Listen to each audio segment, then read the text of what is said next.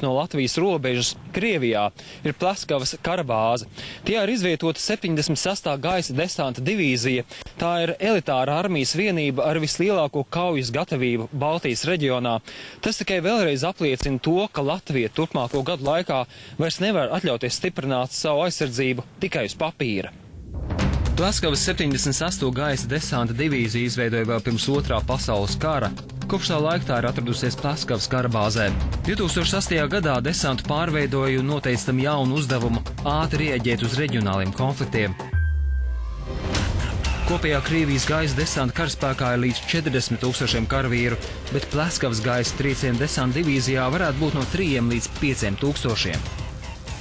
Pleskavas desantnieki ir ļoti labi apmācīti.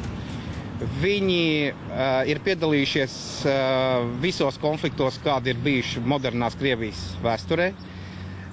Viņi ir pastiprināti, tiek apbruņoti ar labāko tehniku. Viņi aktīvi iziet treniņus, piedalās apmācībās. Apmēram 50 km attālumā no Pleskavas bāzes atrodas Ostravas militārā aviobāze. Tie ir izvietoti ļoti moderni, ātri un dārgi kaujas helikopteri. Abas bāzes kopā veido spēcīgu kombināciju. Ņemot vērā armijas aviācijas bāzi Ostravā 5 un Pleskavas desanta divīzija, tad šīs divas vienības varētu strādāt tieši vienu otru atbalstot. Tātad kaujas helikopteri varētu būt tie, kas nodrošina aeromobilo operāciju, kuru veids 76. divīzijas desantnieki. Pleskavas trieciena desanta divīzijas kontā ir 91. gada 13. janvāra uzbrukums Viļņas televīzijas centram. Kaujas abos Čečenijas karos un Gruzijā. Vēl nesen desantnieki piedalījās arī operācijā Krimas pussalā. Notikumi Ukrainā uzskatām parāda, kā darbojas kaimiņu valsts militārais aparāts. Ne jau militāro bāžu skaits uz zemes ir noteicošais. Tā ir spēja vajadzības gadījumā pārvietot armijas vienības no vienas Krievijas malas uz otru. Šodien, pie tehniskajiem līdzekļiem, kā mēs to redzam arī Krimas konfliktā, tu jau var to spēku vienības pārsvietas kaut kur no citurienes. Un šajā gadījumā jau noteicošais varbūt nav arī tās sauszemes spēku vienības, cik svarīgais ir šīs jūras spēku un gaisa spēku atbalsts, kas kontrolē īstenībā šo iespējamo operāciju vietu. Krievijas bruņoto spēku virspavēlniekam Vladimiram Putinam ir lieli plāni armijai. Viņš tos arī īsteno. Pirms 6 gadiem Krievijas bruņotajos spēkos sākās plašas reformas. Līdz 2020. gadam iecerēts modernizēt vismaz 70% no militārās tehnikas. Tas būtiskākais, kas ir noticis beidzamo gadu laikā, ir tā saucamā Krievijas bruņoto spēku modernizācija. Un nākamais aspekts, to, ko visi atzīmē, arī tātad viņu kaujas gatavību, kas zināmā mērā atspoguļojās tajos kaujas lidojumos, ko mēs redzam mūsu pierobežā. Šobrīd tieši NATO iznīcinātāji, kas patrulē Baltijas gaisa telpā, ir tie, kas izjūt pieaugušo Krievijas bruņošanās intensitāti. Lielāka NATO klātbūtne reģionā nozīmēs arī to, ka bruņošanās turpināsies. Ja šī bāze tiktu izvietota, ja mēs runājam par sauszemes spēku bāzi izvietošanu Latvijas teritorijā, tad, protams, ka neizbēgami pirmkārt Krievija maksimāli palielinātu savu spēku skaitu Kaļiņingradā, Pleskavas apgabalā, Sanktpēterburgā, lai, principā, gūtu šo pārsvaru, kurā gadījumā tieši šajā konkrētajā reģionā. Viņš brīdina, ka sauszemes NATO bāze un tās infrastruktūra Latvijā kļūs par pirmo pretinieka mērķi. Viņš vēlētos, lai Latvija paliek pasīva.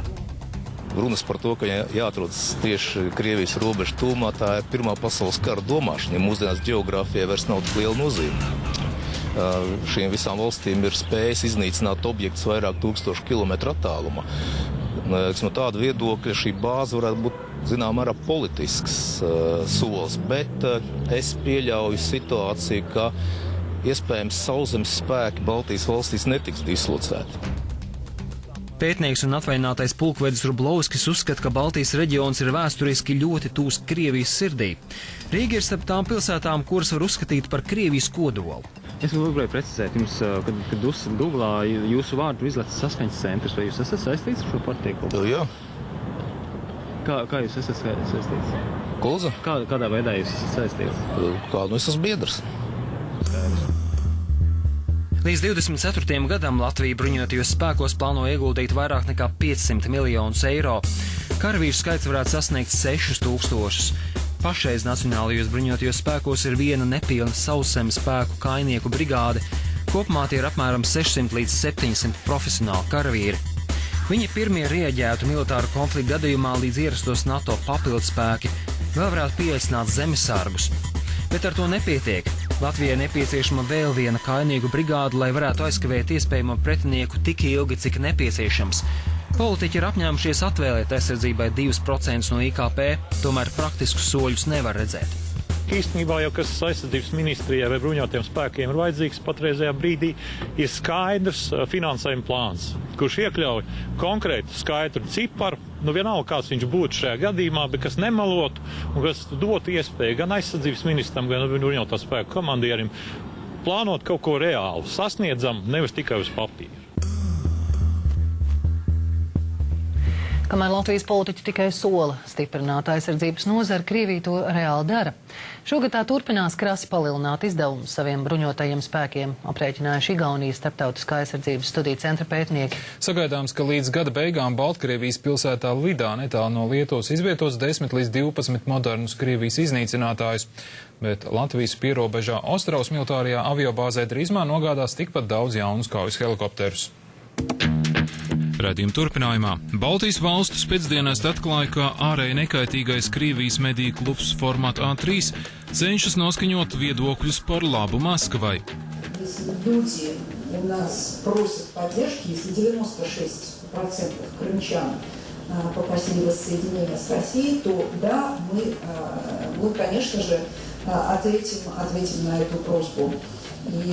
И вот, что до Запада не доходит никак, что вот это не обсуждается, мы не торгуемся закрыто. Пока мы едины, мы непобедимы! Пока мы едины, мы непобедимы! Krievu skolu aizstāvību štāba koordinators mazākumtautību skolu vecāks cenšas uzkurināt protestiem. Как этот протест, собственно, начать? Откуда возьмутся требования, под которые выйдут широкие массы? Nepilsoņu līderis Gapoņenko Norvēģijas televīzijā melo, ka Latvijas valdība sūtīs armiju apšaut protestējošās Krievas sievietes un bērnus. Нынешние власти настроены на подавление этого протеста силами армии, они об этом прямо заявляют.